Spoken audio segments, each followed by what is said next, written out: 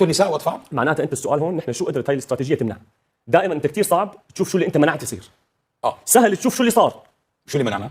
انا من رايك الموضوع ممكن يكون اسوء بكثير بكثير. نحن قدرنا قدر الامكان نخلي التكلفه عاليه لهذا الامر. اضطر نتنياهو شخصيا يجي على الجنوب السوري. هي يعني شو هي يعني؟ هي معناتها انه انت بالنسبه لك رفعت التكلفه، انه هو الان اعلى سلطه سياسيه عم تضطر تقول لك انا هون شوفني هلو انا موجود. بس هو تحدي لامريكا. مزبوط. انا بالفم الملآن ان اقول انني معارض في سوريا، وقلت هذا الكلام.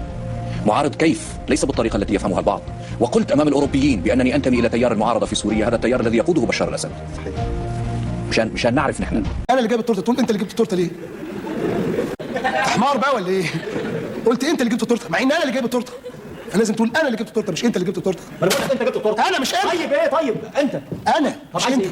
لما حد يسمعك تقول انت اللي جبت التورته يفتكر انك انت اللي جبت التورته، مع انك ما جبتش التورته. انا اللي جبت التورته. لما تقول انا اللي جبت التورته تعود عليا انا اللي جبت التورته. لما تقول انت اللي جبت التورته تقديره الفاعل انت اللي جبت التورته.